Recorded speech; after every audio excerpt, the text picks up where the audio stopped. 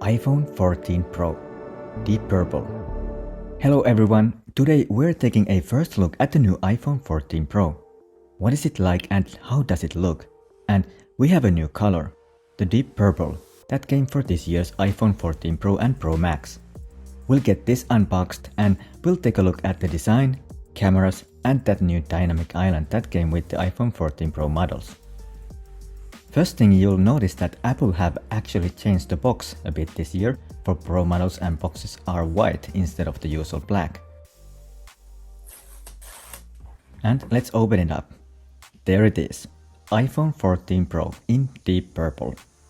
And whoa, it's beautiful color, but the first thing I notice is the camera bump. It's so huge. I mean, whoa. Now, I'm coming from iPhone 12 Pro Max and even to that, this camera bump is just so much more massive. Then there's the usual paperwork, SIM card tray opener, having that Apple sticker of course. And then we've got the USB-C to lightning cable, and as it's been for a few years now, there's no power adapter or earphones in the box anymore. Let's check the design.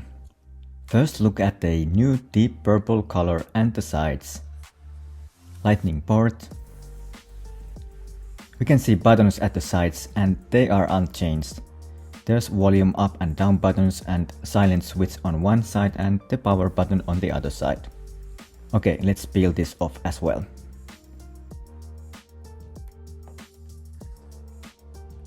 Power on. Apple logo. It looks so nice, shiny, brand new. Hello. And now clearly visible this new dynamic island instead of the knots we've got used to. But more on that later in this video. Deep purple color. Color changes a lot depending on angle, how light comes from certain angles. It can look nice bright purple but also looks quite dark in certain angles. It kind of looks dark blue as well, but when light comes from certain angles we can see that nice purple color and it does look great. Stainless steel band on the side is mirror-like, so it does look nice, but it also collects fingerprints easily. And on the bottom we still have a lightning port. As many were expecting a USB-C on the iPhone 14 Pro models, but maybe next year. But depending on your location, iPhone 14 might come without a SIM card tray. For example, in the US, the new iPhone 14 comes only with eSIM, meaning you don't have a physical SIM card anymore. As I'm in Europe, it's having a SIM card tray in the usual location, underneath volume buttons. Back glass and the Apple logo in the middle is dark and looks the same as earlier iPhones. Camera bump is on the next level in this year's Pro lineup, as camera sensors are bigger than ever in the iPhone 14 Pro and Pro Max models.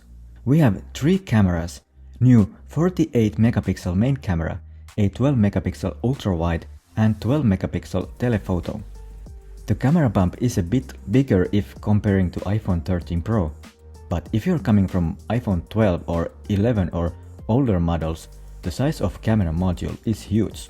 But we'll talk more about the cameras later in this video, but with the camera module coming out so much on this phone, I would highly recommend a case if you don't want to damage those camera lenses.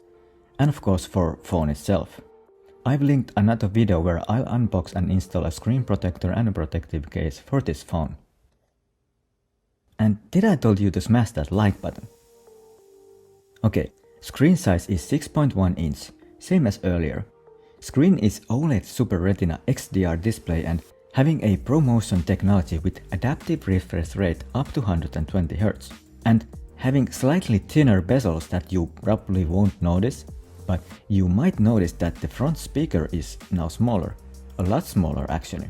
But overall, physical looks are pretty much as last year's iPhone 13 Pro.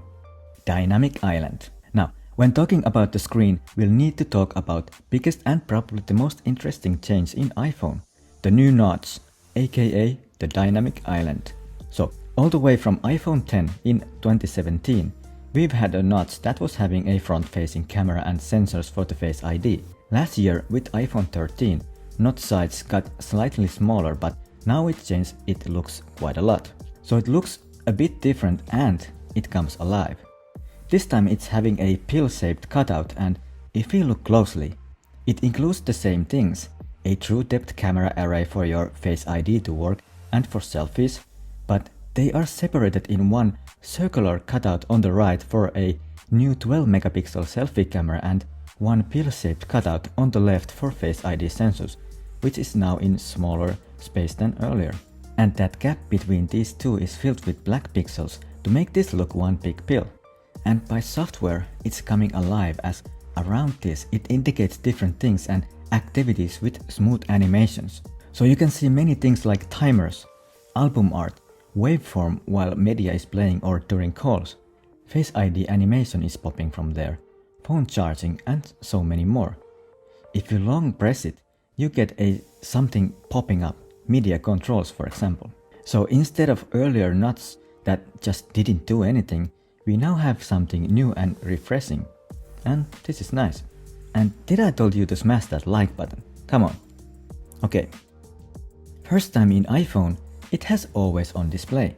So the always on display works that when putting your phone down, locking the screen, the brightness goes down, still showing you the wallpaper, clock and any notifications as the screen would still be on, just at a lower brightness.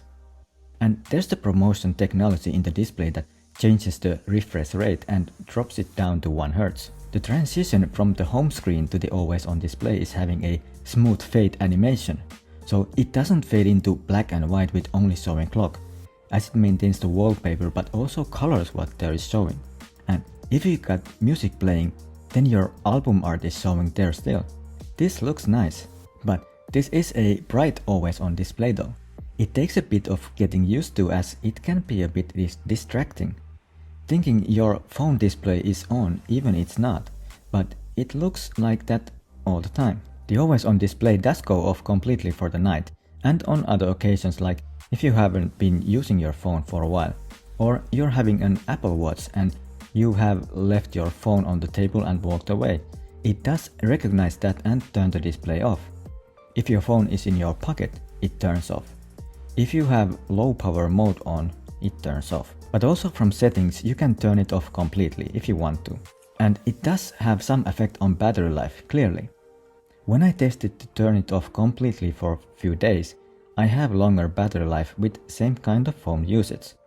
And that effect on battery life is something I don't like, as with every new generation of phone, you should get a better battery life as well. And personally, as I'm not a huge fan of this always on display, it is nice but it is affecting battery life more than I'd like it to, so I decided to turn it off completely after some time. I want that battery life to be same or better comparing to earlier iPhone. But I'm sure there are many people that like this feature a lot. If you have 14 Pro or Pro Max, how are your observations? Let me know in the comments. Are you using it? Or turn it off? Interesting no. Camera. Now, iPhone has had a 12 megapixel sensor since iPhone 6s.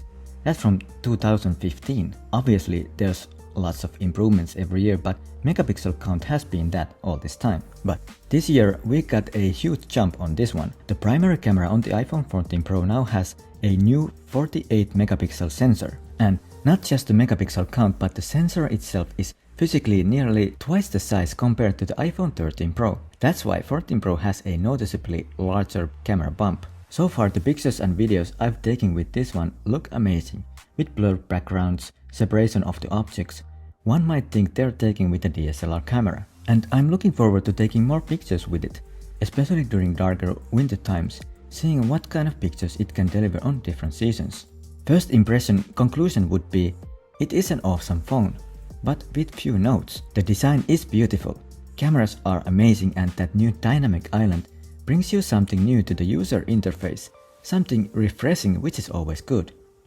And this new deep purple color is just beautiful. But if comparing to last year's iPhone 13 Pro, seems that 14 Pro has less battery life if you keep your always on display enabled. And if you're in US, there's only eSIM versions available, which might also feel as a downside to some, especially if you're traveling a lot. But it is also clear that when Apple shifts to eSIM, the wireless carriers around the globe will react, and should be reasonable to expect that wherever you're going, it should be easy to get a eSIM for that area. There's already plenty of international carriers that have adopted this technology. You can find the full list in Apple's dedicated support article. I'll link that to the description as well. And if you're new to this channel, I'm an engineer that has passion for everyday technology, health technology, smart home, but also personal finance and lifestyle topics. And if you made it this far, I hope today's video was useful. Please drop a like and let me know in the comments if you have any comments, questions or experiences. I try to answer all. Thank you so much for watching, have a great day and we'll see you in the next one. Bye bye.